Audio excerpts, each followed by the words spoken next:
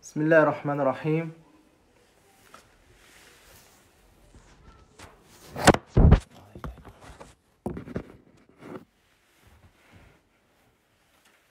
Bismillah ar-Rahman ar-Rahim. Alhamdulillahi Rabbil Alamin. Wa usalli wa usallimu ala ashrafil anbiya'i wal mursalin nabiyyina Muhammad wa ala alihi wa sahabatihi ajma'in. يا أيها الذين آمنوا اتقوا الله حق تقاته ولا تموتن إلا وأنتم مسلمون يا أيها الناس اتقوا ربكم الذي خلقكم من نفس واحدة وخلق منها زوجها وبث منهما رجالا كثيرا ونساء واتقوا الله الذي تساءلون به والأرحام إن الله كان عليكم رقيبا يا أيها الذين آمنوا اتقوا الله وقولوا قولا سديدا يصلح لكم أعمالكم ويغفر لكم ذنوبكم ومن يطع الله ورسوله فقد فاز فوزا عظيما أما بعد فإن أصدق الحديث كتاب الله تعالى وخير الهدي هدي نبينا محمد صلى الله عليه وسلم وشر الأمور محدثاتها وكل محدثة بدعة وكل بدعة ضلالة وكل ضلالة في النار ثم أما بعد فالسلام الله عليكم wa rahmatuhu wa barakatuh. Donc, je salue soit sur vous, chers abonnés, à la chaîne Facebook de la mosquée de Creil. Donc, nous sommes réunis aujourd'hui pour un nouveau rappel du jour du vendredi. Et on le répète, ceci n'est en aucun cas un discours du vendredi. Donc, discours du vendredi, ça s'accomplit debout, il y a 2 khutbahs, ensuite il y a la prière du Zohor, ou bien du Jumu'ah Afwan, de Raka'at, non. Ici, c'est seulement un rappel.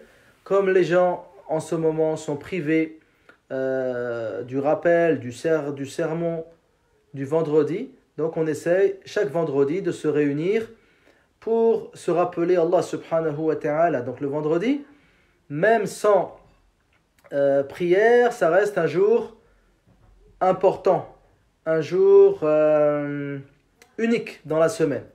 Le prophète alayhi salatu wassalam nous dit Yawmul Jumu'ah khayru yawmin tala'at alayhi shams.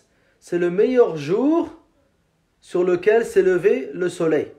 Donc qu'il y ait salatul Jumu'ah ou pas, ça reste le meilleur jour de la semaine. Donc on essaye chaque vendredi donc de se réunir pour se rappeler Allah Azza wa Jal, se rappeler du hadith du prophète sallallahu alayhi wa sallam, se conseiller mutuellement, surtout avec cette approche du mois de Ramadan. Donc, le titre de ce rappel est « Accueillons le mois du Ramadan en apprenant les règles du jeûne ». Donc, la semaine dernière, nous avions parlé d'accueillir le Ramadan avec un repentir. Donc, il est important de se repentir avant le début du Ramadan, de délaisser les péchés, de revenir à Allah subhanahu wa ta'ala, de décider de suivre désormais le droit chemin tracé par Allah subhanahu wa ta'ala dans le Coran et dans la sunna de son prophète Mohammed alayhi salatu wassalam.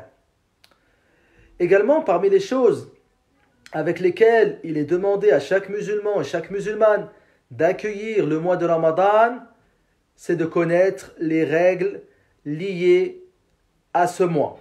Donc les règles du jeûne, les règles du bon comportement pendant Ramadan, les règles de la prière nocturne pendant Ramadan, les règles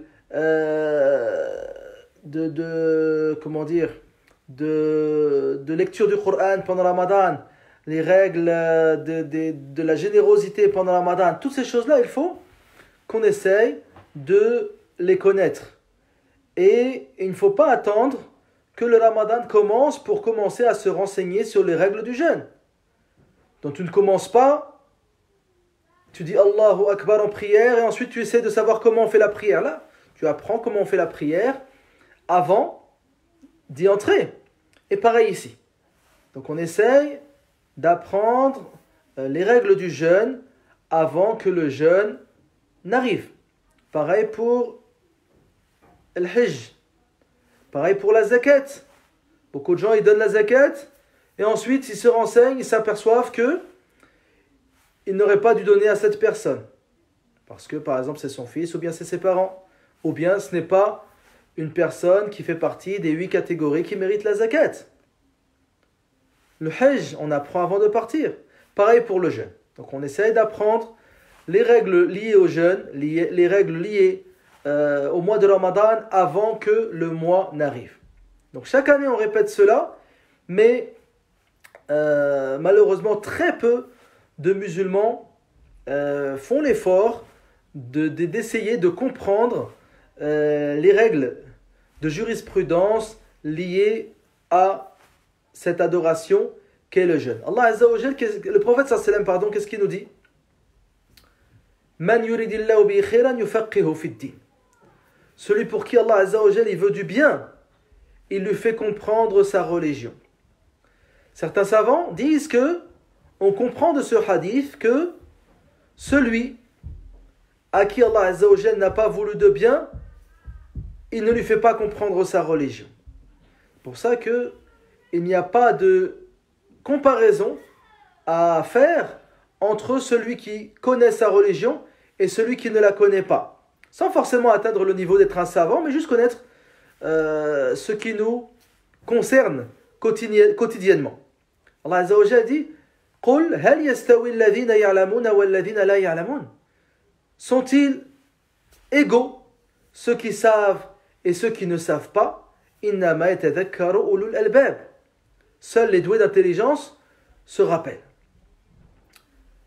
Donc, l'ignorance de manière générale, c'est une chose que personne n'accepte. Personne n'aimerait être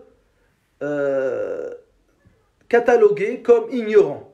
Personne n'aimerait qu'on lui dise espèce d'ignorant. D'accord? Donc, l'ignorance est un défaut. L'ignorance est un défaut. Et ça, tout le monde en est conscient. Mais, il faut que l'on fasse l'effort pour sortir de cette ignorance. Surtout sur les sujets que nous côtoyons tous. Comme al-wudu, comme al-irtisal, tayammum, la prière, la zakat pour ceux qui en ont les moyens, le jeûne du Ramadan, le hajj, toutes ces choses-là. Il est demandé à chaque musulman de les connaître. On ne demande pas aux musulmans de connaître toutes les règles de la prière, toutes les règles du jeûne, mais il y a quand même un minimum à connaître. C'est pour ça que le prophète sallallahu alayhi wa sallam, il nous dit Talabul ilmi faridatun ala kulli muslimin wa muslima. Rechercher le savoir est une obligation pour chaque musulman et chaque musulmane. Qu'est-ce que ça veut dire? Les choses que l'on côtoie chaque jour. Tu dois connaître les règles des ablutions, tu dois connaître les règles de la prière, tu dois connaître les règles du jeûne, les règles de la zakat si tu fais partie des gens qui doivent donner la zakat, les règles du hajj si tu dois te rendre au hajj, les règles du commerce si tu es un commerçant. Tu ne peux pas rester dans cette ignorance de manière continue. Car toi-même tu sais que l'ignorance est un défaut. Toi-même tu sais que l'ignorance est un défaut. Donc alhamdulillah, plus on avance dans le temps, plus on s'aperçoit qu'il y a de plus en plus d'enseignements. Donc il y a de plus en plus de cours dans les mosquées, il y a de plus en plus de cours sur Internet, il y a de plus en plus de cours via les réseaux sociaux type WhatsApp ou autres. C'est une bonne chose. Mais à l'opposé, on ne ressent pas que ce surplus de cours a amené chez les musulmans un surplus de savoir. Au contraire, on se rend compte que certains musulmans, malheureusement, connaissent maintenant, grâce à Internet, parfois, des sujets pointilleux et délicats. Des sujets vraiment qui concernent que très peu de musulmans. Et on en oublie les fondamentaux. On en oublie les fondamentaux. On va trouver une personne qui connaît un sujet très précis dans le fiqh, mais qui ignore par exemple le sens de certains versets de Surat al-Fatiha, qui ignore par exemple comment rattraper sa prière quand tu es en retard, qui ignorent par exemple les piliers des ablutions, les piliers de la prière. Donc c'est parmi on va dire les choses néfastes d'Internet. C'est les gens qui, on pense acquérir du savoir, mais on se retrouve à en oublier les fondamentaux et à ne pas mettre en avant les choses les plus importantes. Par exemple, les piliers de l'islam, et parmi ces piliers, le jeûne. Parmi ces piliers, le jeûne. Donc chaque année, le jeûne arrive. Souvent, on se rend compte, lorsqu'on fait le bilan avec nous-mêmes, qu'on a jeûné, peut-être dans notre vie, 20 ans, ou bien 30 ans de jeûne. Et on ne connaît que du jeûne, que très peu de choses. On connaît du jeûne, donc s'abstenir de boire, de manger. Comme si le prophète sallallahu alayhi wa sallam, ou bien Allah azza wa jalla dans le Coran al-Karim, il avait limité le jeûne à cela. C'est pour ça que chaque année, les mêmes questions reviennent. Les mêmes questions reviennent. Est-ce que ça fait rompre le jeûne? Est-ce que ça ne fait pas rompre le jeûne? Il m'est arrivé telle chose, est-ce que mon jeûne est encore valable? Alors que si chaque année tu avais ne serait-ce que appris un seul sujet lié au jeûne, tu connaîtrais cette adoration. Donc chaque livre de fiqh comporte un chapitre entier lié au jeûne. Chaque livre de hadith comporte un chapitre lié au hadith du jeûne. Donc c'est un chapitre très important, c'est un pilier de l'islam. C'est une chose sur laquelle l'islam est basé. Le prophète sallallahu alayhi wa sallam ne dit-il pas Buniya al-islam wa ala khams. L'islam est bâti sur 5 choses. Shahadati an la ilaha illallah wa anna Muhammadan Rasulullah wa iqam as-salah wa ita'i az-zakah wa hajj al-bayt wa sawm Ramadan. Il est bâti sur ash-shahada, l'accomplissement de la prière, le don de la zakat, le hajj et le jeûne. Donc il y a une divergence sur les versions entre le jeûne et le hajj. Ce qui nous intéresse, donc, c'est une fondation de l'islam. Donc les fondations de l'islam, nous devons leur donner plus de valeur que toute autre chose. Revenons aux fondamentaux. Avant d'aller chercher des sujets à polémique, des sujets à divergence, maîtrisons-nous déjà les sujets sur lesquels il y a consensus, les sujets sur lesquels personne ne diverge. Certaines choses, ça ne fait pas rompre le jeûne par consensus. Donc il faut que ces choses-là soient maîtrisées. Malheureusement, celui qui n'a pas ces connaissances, il vit une religion sans saveur, sans charme. Il est tel un aveugle qui essaierait d'avancer. Allah Azza wa Jalla ne dit-il pas dans le Coran al-Karim Awaman kana maytan فأحييناه وجعلنا له نورا يمشي به في الناس كمن مثله في الظلمات ليس بخارج منها. Donc lorsque tu n'as pas de connaissance, tu as l'impression d'être dans les ténèbres et que tu essayes d'avancer malgré cela. Alors que celui qui a des connaissances, son chemin est éclairé. Son chemin est éclairé par la lumière de la science. Allah Azza wa Jal, il a dit que le Coran, Nour, c'est une lumière. La science, c'est une lumière qui te permet de reconnaître le bien du mal, le halal du haram, le déconseillé du recommandé. Donc ce qui est important, c'est que ce n'est pas d'être ignorant.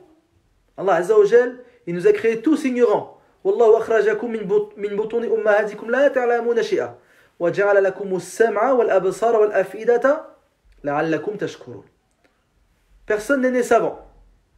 Allah Azza wa Jal nous dit Allah Azza wa Jal vous a fait sortir du ventre de vos mères, vous ne connaissiez rien. Et il vous a donné l'ouïe, la vue et le cœur afin que vous soyez reconnaissants. Ce qui est important, c'est de sortir de cette ignorance.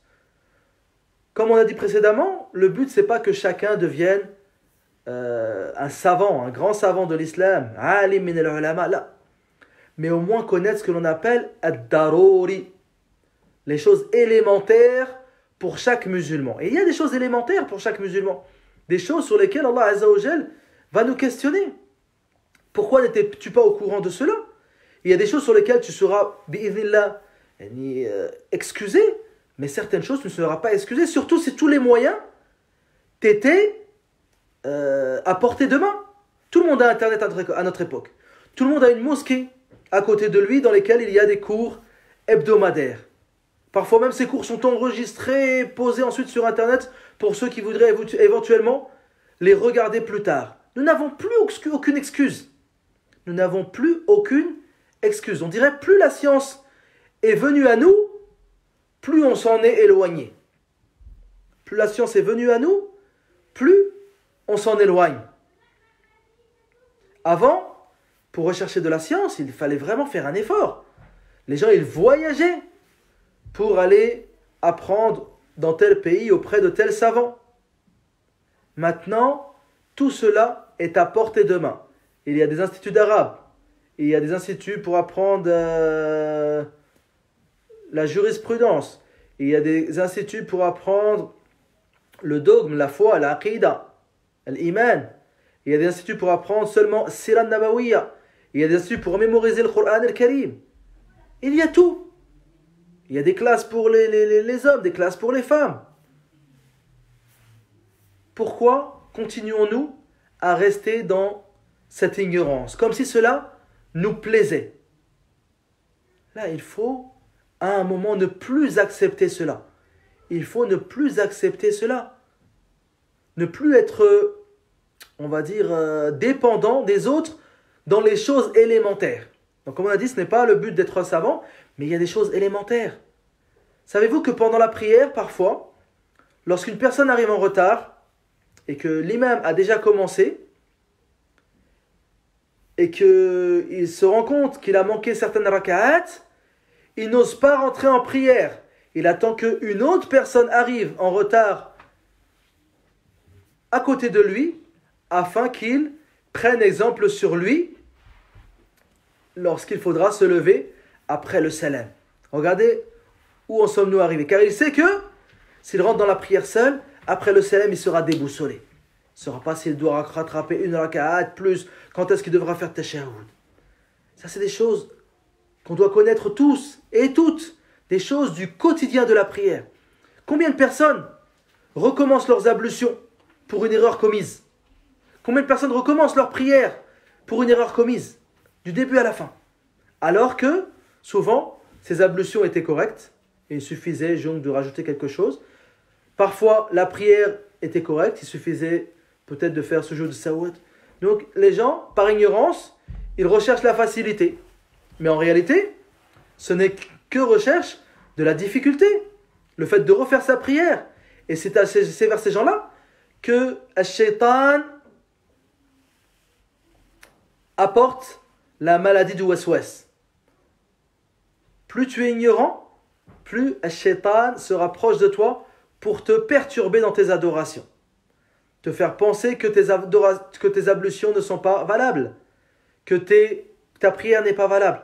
Avez-vous vu un savant ou un talib ilm victime de waswas? Là, à ma connaissance, non. Mais عند عوام الناس بالعشرات وبالمئات. Les gens de la masse, ils sont victimes de cela, sallallahu ta'ala an yu'afiyahum, par dizaines et par centaines. Pourquoi? Parce que ils seront les premières proies de Shaitan, qui va les faire douter. Donc ces gens, ils ont un bon fond, walillahi alhamd. Ils veulent bien faire les choses. Mais Allah Azza wa Jal, il veut qu'on l'adore avec science. Ce n'est pas pour rien que le premier verset qui a été révélé au prophète alayhi salatu wa salam est Iqra. Lis. Donc c'est une incitation à la connaissance, au savoir. Donc ça c'est de manière générale, mais il faut que l'on apprenne les règles du jeûne à l'approche de ce mois de Ramadan. Donc comme on a dit, il y a des gens, ça fait 20 ans qu'ils jeûnent, 30 ans qu'ils jeûnent, et il suffit qu'un jour, ils s'asseyent dans un cours à la mosquée lié aux jeunes, il dit Wallah, c'est la première fois que j'entends parler de ça. C'est bien en soi, mais est-ce normal? Est-ce normal? Où étais-tu depuis ces années? Où étais-tu depuis ces années? Et les règles du jeûne, ce n'est pas une chose figée. Là, c'est une chose, surtout avec les nouveaux remèdes médicaux, nous avons sans cesse affaire à des nouvelles choses qui apparaissent et les savants essaient de savoir est-ce que cela fait rompre le jeûne ou pas. Donc les règles du jeûne ne sont pas une chose figée. Donc, ce sont des choses qui tous les ans, il y a des nouvelles choses qui apparaissent et qui viennent s'ajouter aux règles du jeûne, qui viennent s'ajouter aux règles du jeûne. Donc si tu ne connais pas les règles du jeûne, comment vas-tu connaître ce qui t'est autorisé de faire de ce qui t'est interdit? Combien de personnes font quelque chose et ensuite on leur dit attention, peut-être que cela fait rompre le jeûne. C'est alors qu'ils courent vers la mosquée pour dire ya imam, il m'est arrivé telle chose. L'imam il répond, mais l'imam se souvient également qu'il a parlé de cela pendant ses cours et que ce frère ou bien cette sœur n'était pas présent. Donc, cessons de nous éloigner du rappel. Allah Azza wa Jal, il a blâmé cela. Allah Azza wa Jal, il nous dit dans le Coran al-Karim, La ilaha illallah. وَمَنْ أَظْلَمُ مِمَّنْ ذُكِرَ بِآيَاتِ رَبِّهِ ثُمَّ أَعْرَضَ عَنْهَا.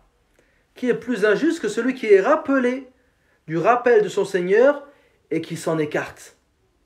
Et qui s'en écarte. Donc le rappel, il est présent. Il est à la portée de chacun d'entre nous. Il suffit juste d'y plonger la main pour prendre cela. Mais comme on a dit, il ne faut pas tomber dans le piège de l'éparpillement.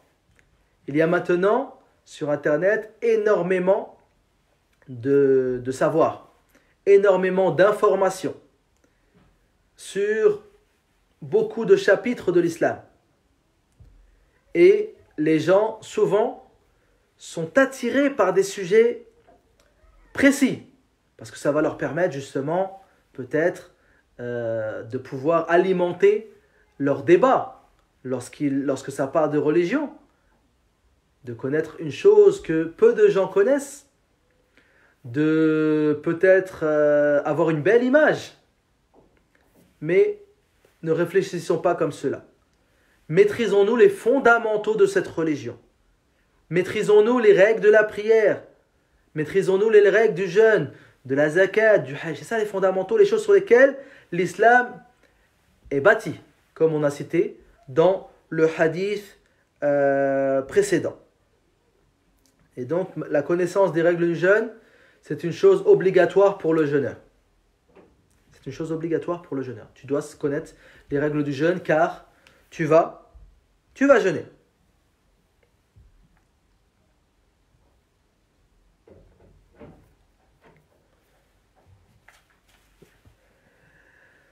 La ilaha illallah.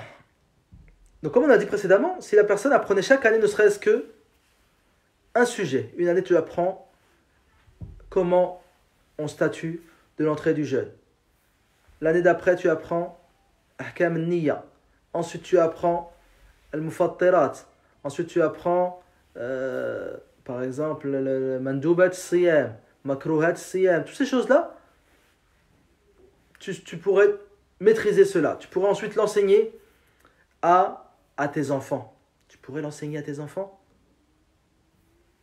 Et on sortirait tous, bi'idhnillah ta'ala, de ce cercle qu'est l'ignorance pour entrer dans un autre cercle qui est le cercle de la connaissance.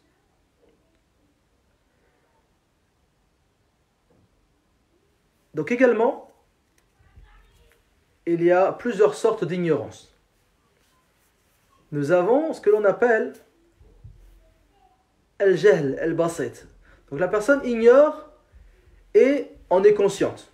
Lorsqu'on lui pose une question, il dit « Wallah, moi je ne sais pas, je suis ignorant, etc. » Donc lui, son remède est qu'il apprenne. Nous avons une chose plus compliquée, qui est ce que l'on appelle al-jahl al-murakkab. C'est la personne qui ne sait pas, mais qui ignore qu'il ne sait pas. Il pense savoir, alors qu'en réalité, il ne sait rien. Donc lui, son problème est beaucoup plus profond.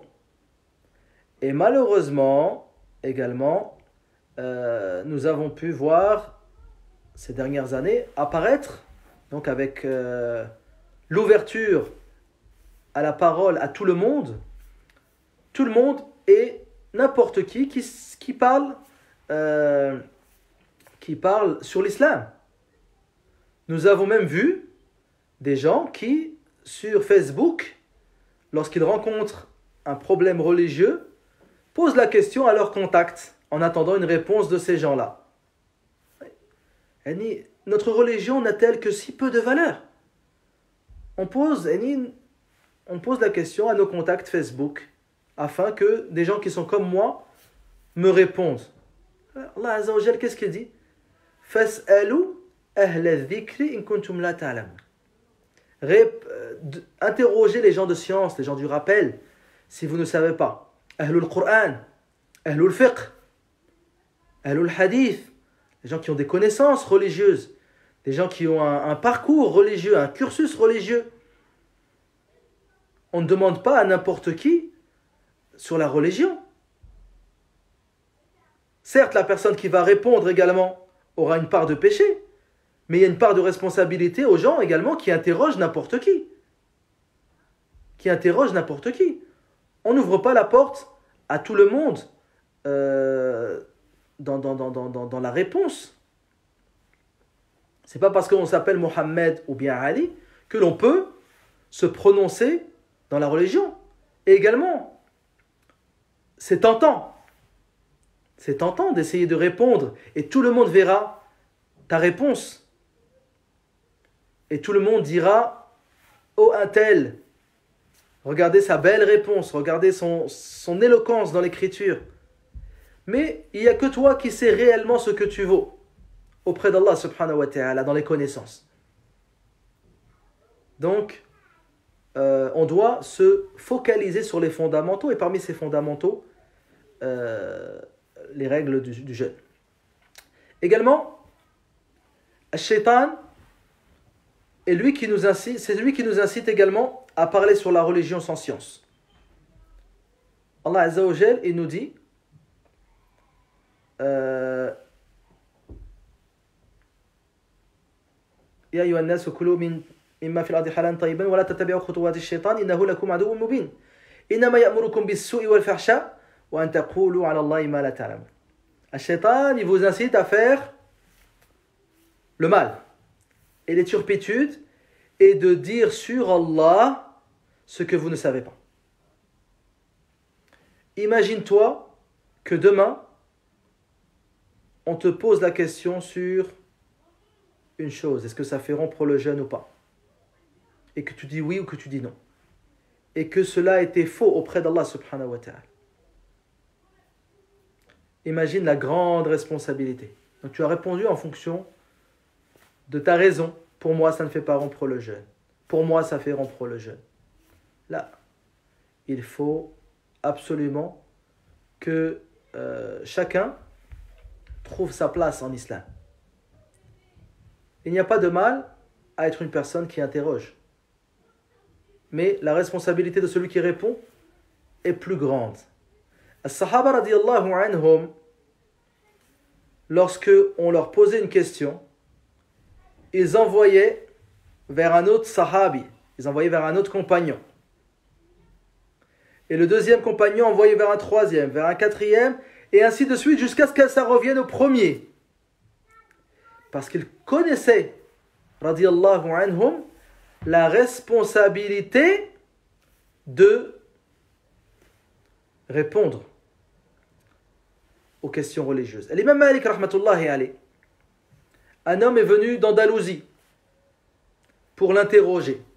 Il l'a interrogé sur plusieurs, pas mal de questions qu'il avait pris avec lui des gens d'Andalousie. Et il pensait avoir la réponse de l'imam Malik rahmatullahi alayh. Sur 42 sujets, l'imam Malik rahmatullahi alayh lui a dit La adri. Il lui a dit je ne sais pas. Imaginez, je ne sais pas. Et l'homme il lui a dit Ya imam, oh imam, j'ai fait toute cette distance pour que tu me dises sur pas mal de mes questions, je ne sais pas. Et l'imam Malik lui a dit si tu veux, sors dehors et proclame haut et fort que l'imam Malik ne sait pas. Il n'avait pas honte de ne pas savoir, rahimahumullah. Et ça, c'est des montagnes de science. Donc, que penser de notre époque, des imams de notre époque, des savants de notre époque et des gens de la masse. Donc, à notre époque, on a des savants qui disent la adri et des gens de la masse qui n'osent plus dire la adri, ils veulent se positionner surtout. Donc, ce que tu connais, il n'y a que toi et Allah Azza wa Jal qui en êtes conscient, en êtes connaisseur. Donc,